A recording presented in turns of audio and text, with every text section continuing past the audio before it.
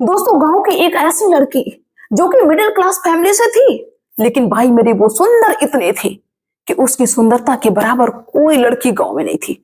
उसको अपनी सुंदरता का बहुत बड़ा गुरूर रहता था। क्या होता है कि जब ये लड़की शादी के योग हो जाती है तो इसके घर वाले इसके लिए लड़का देखने लगते हैं, और लड़का वैसा ही ढूंढते हैं जैसी फैमिली उनकी थी, मिडिल क्लास फैमिली।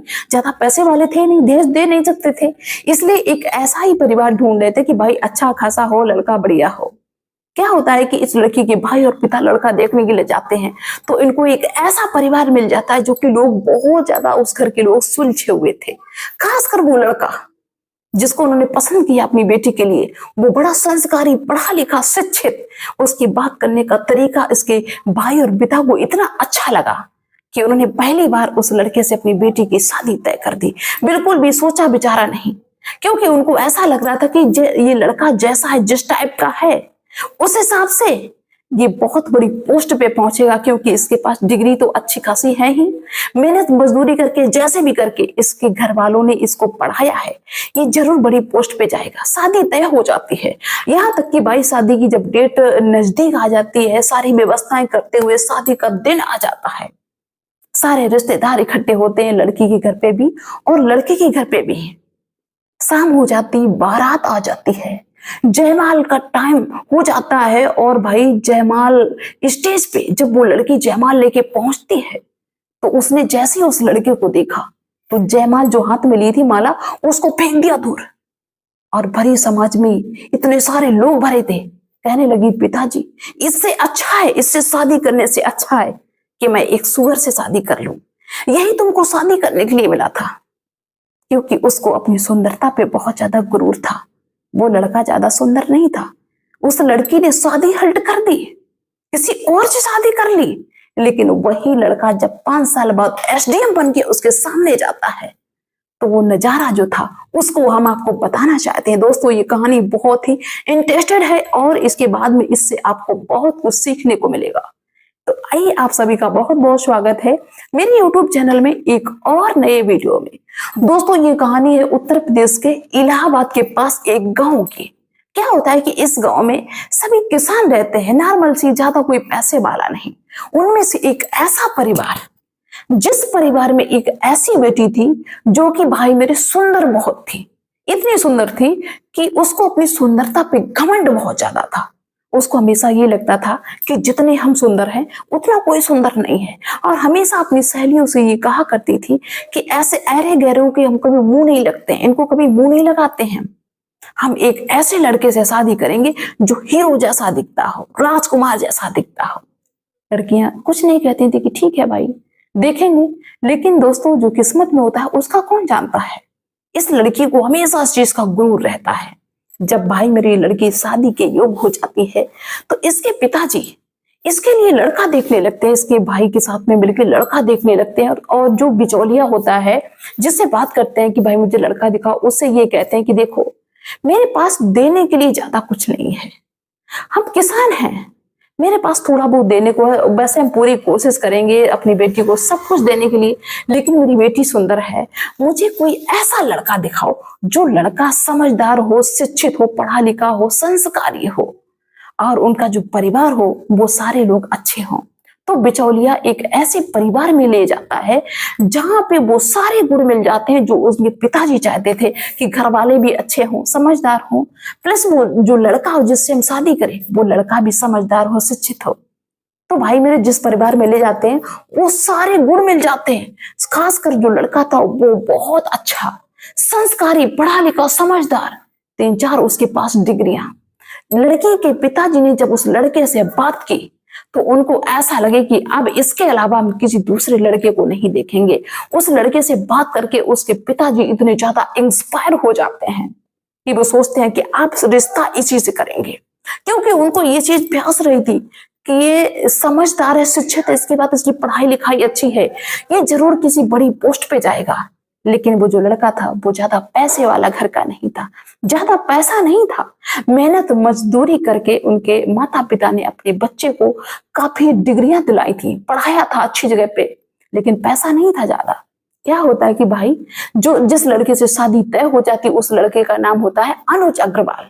उसका अनुज अग्रवाल नाम होता है। लेकिन सबसे बड़ी समस्या ये थी कि जो लड़का था वो शिक्षित था, पढ़ा लिखा था, डिग्री पास थी, लेकिन वो ज्यादा सुंदर नहीं था, दिखने में सुंदर नहीं था। जरूरी नहीं होता कि भाई जो दिखने में सुंदर हो वही शहंशाह हो। कभी कभार जो दिखने में सुंदर नहीं होते हैं ना, उनके गुण कोई देखता नहीं, उनके अंदर गुण होते हैं, उनके अंदर कोई अवगुण नहीं होते, ज्यादातर ऐसा होता है। लेकिन लड़की के भाई को और पिता को वो लड़का भाग गया, शादी फिक्स हो जाती है। और जब शादी की डेट नजदीक आने लगती है तो सारी तैयारियां होने लगती हैं। लड़के की तरफ भी तैयारियां होने लगती हैं और लड़की की तरफ भी तैयारियां होने लगती हैं। यहां तक कि भाई मेरे शादी का दिन आ जाता है, सारी व्यवस्थाओं के साथ में शाम हो जाती है। शाम को बारात आ जाती है, जो स्टेज होती जयमाल वाली वो भी तैयार हो जाती है, लड़की तैयार होके आती है, लड़का जयमाल वाले उस पे कुर्सी पे बैठा होता है, लड़की का इंतजार कर रहा होता कि हाँ भाई आप जयमाल पड़ेगा, मेरा शादी होगी।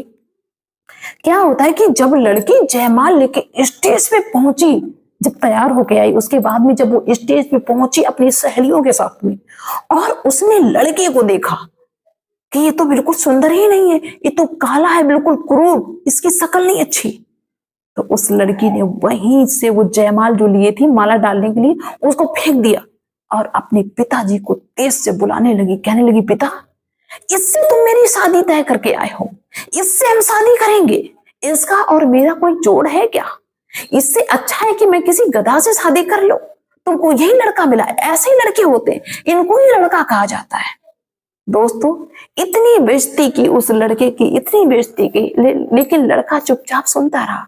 उस लड़की ने ये बिल्कुल नहीं सोचा कि हो सकता है कि ये देखने में सुंदर नहीं है, तो कुछ तो मेरे पिता ने गुण देखे होंगे इसके, ऐसे तो नहीं मेरी शादी तय कर दी।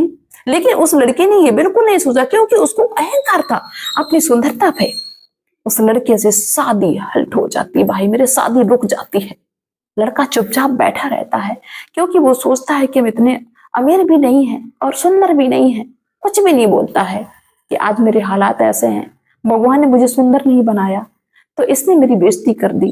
भाई मेरी भरी समाज में उस लड़की ने शादी करने से मना कर दिया कि मैं इससे शादी नहीं करूंगी, अगर इतनी बड़ी मजबूरी आ जाएगी तो मैं एक गधा से शादी कर लूंगी, लेकिन इससे शादी नहीं करूंगी। सारे लोग समझाते हैं, माता पिता समझाते हैं, पिता की तो लड़का मन में बसा था। पिता बहुत दुखी होते हैं, उसको समझाने का प्रयास करते हैं, लेकिन वो लड़की कहती है कि अगर तुमने इससे मेरी शादी तय कर दी तो अभी नहीं, हम ससुराल में जाके आत्महत्या कर लेंगे, हम इसके साथ में एक पल भी नहीं बिताएंगे।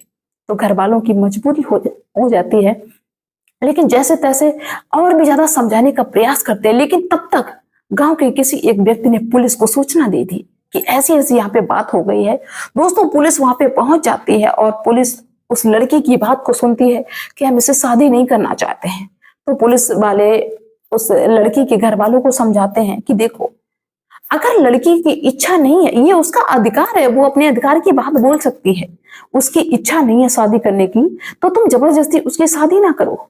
घर वाले मजबूर हो जाते हैं, मान जाते हैं कि चलो अब क्या करें, मेरी बेटी को ही नहीं पसंद है। दोस्तों, बारात वापस होने वाली थी, मतलब कि अपने घर पे अब जा रहे हैं, अब क्या करें।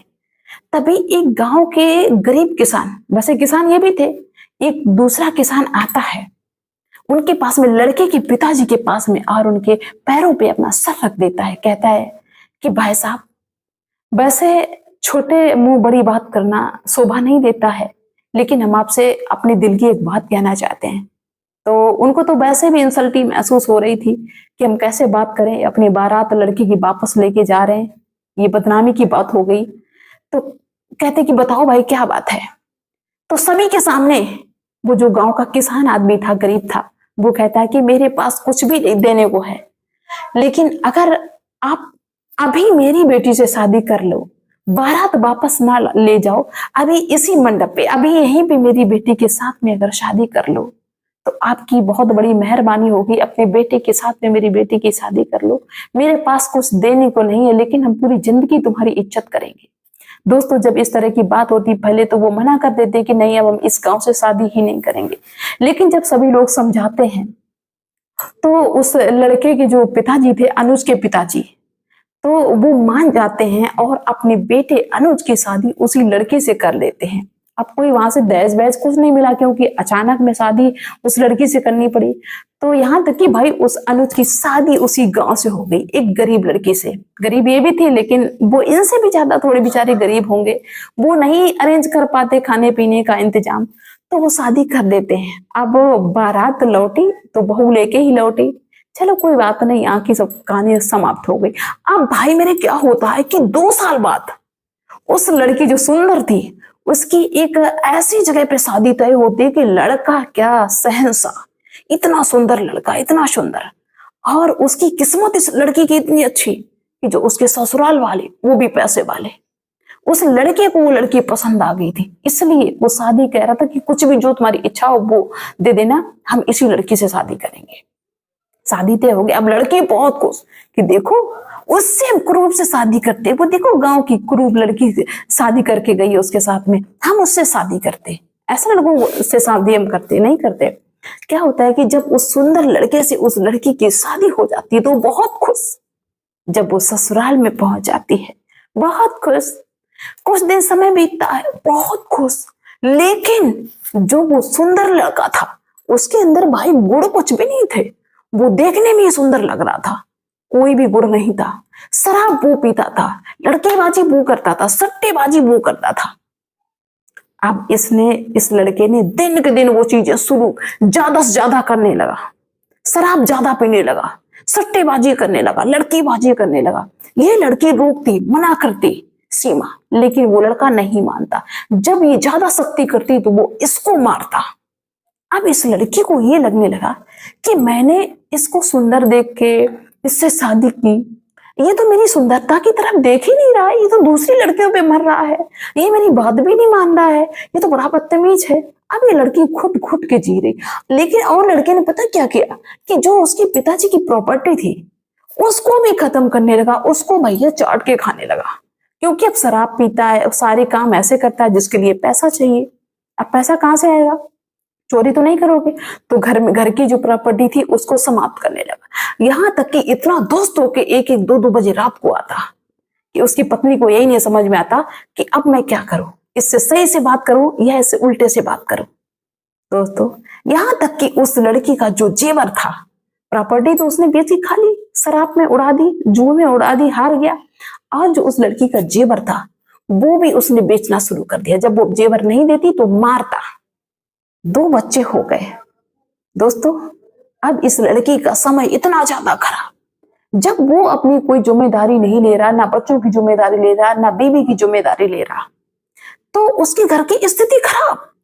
अब वो लड़की दाने दाने को मोहताज, यहां तक कि उसको गेहूं की फसल भी मिलना मुश्किल हो गई, एक एक दाने के लिए मोहताज हो गई। क्या करती है कि उसको उसके पति का सहारा नहीं रहा, तो अपने बच्चों को पालने के लिए वो सब्जी का ठेला लगाने लगी वहां इलाहाबाद में सब्जी का ठेला लगाने लगी। चलो बढ़िया है, उसके घर वाले भी ताने मार देते हैं बीच बीच में, तुझे यही अच्छा लगा था ना, तुझे गोरा चिट्टा चाहिए था, सुंदर चाहिए था, तो भुगतो। अब दोस्तों इधर क्या होता है कि वो लड़का उस गांव की लड़की से शादी करके चला गया अनुज। इसके बाद में उसके पास डिग्री तो थे ही, इसके बाद पढ़ने लिखने में वो तेज तर्राक था। शादी के बाद वो फिर से जी जान लगा कि पढ़ने लगा। और भाई मेरे 5 साल बाद, शादी के 5 साल बाद उस लड़के को एसडीएम के पद पे उसका सिलेक्शन हो गया, वो एसडीएम बन गया। अब आप थोड़े से शॉक्ड होंगे कि एसडीएम जब बन गया तो जब उसके ससुराल में, घर में तो सब खुश थे ही, और जब ससुराल में उसकी ये खबर जाती है कि वो लड़का जिसकी बारात वापस चली गई थी, उसने गांव की गरीब मजदूर लड़की से शादी की, वो एसडीएम बन गया। अब हर कोई चौंक गया, अब सबकी नजर, ये भगवान देखो किस्मत कैसी है।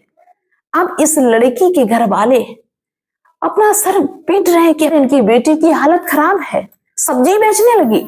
उधर वो गरीब लड़की का पति जो अनुज था वो एसडीएम बन गया। अब इस लड़की को जब पता चला, इसके घर वालों ने बताया कि देख जिसकी तूने बारात वापस करती थी वो एसडीएम बन गया। ये लड़की अब कुछ बोल ही नहीं पा रही अपने घर वालों के सामने, इतनी इसको शर्मिंदगी महसूस हो रही है क्योंकि इसके पति ने इसकी इतनी हालत खराब कर रखी थी, इसको कुछ भी समझ में नहीं आ रहा। ये अपने घर वालों से कहती है कि क्या करें, मेरी किस्मत ही खराब थी, मेरा दिमाग खराब था जो मैंने बारात वापस कर दी। एक दिन की बात है भाई मेरे कि ये लड़के सब्जी का ठेला लगाए हुए थे। उसी रास्ते से वही एसडीएम अनुज वर्दी में, इसके बाद में वो गाड़ी जो मिलती है एसडीएम को, उस गाड़ी में बैठ के अपनी पत्नी के साथ में कहीं जा रहा था।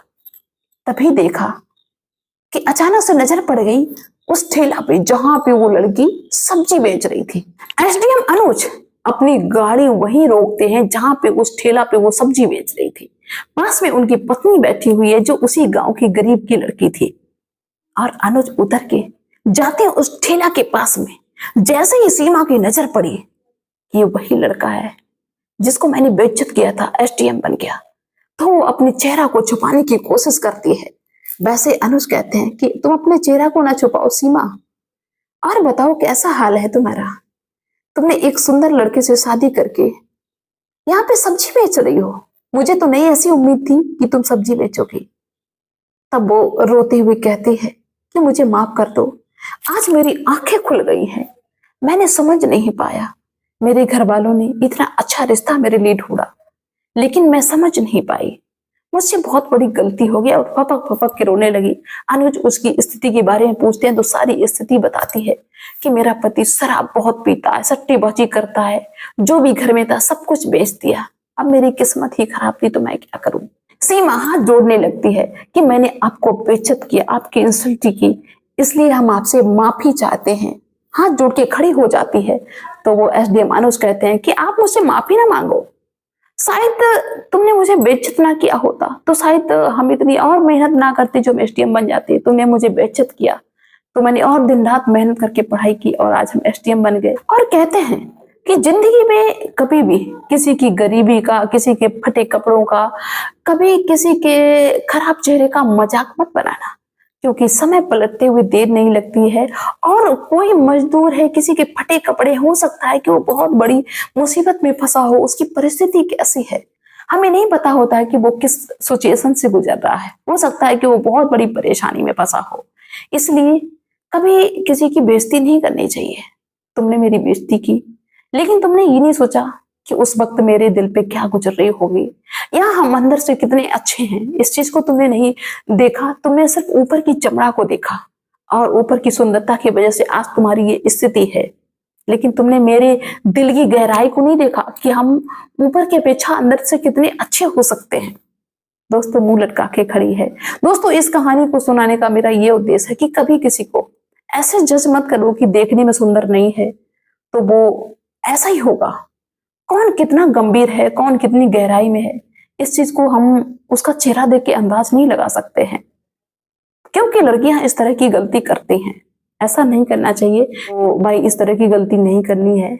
और मिलते हैं फिर नेक्स्ट वीडियो में नेक्स्ट डे। और जो लोग मुझे पहली बार देख रहे हैं वो मेरे चैनल को सब्सक्राइब कर लें और वीडियो को लाइक करते हैं। मिलते हैं नेक्स्ट वीडियो में, तब तक के लिए बाय सभी को।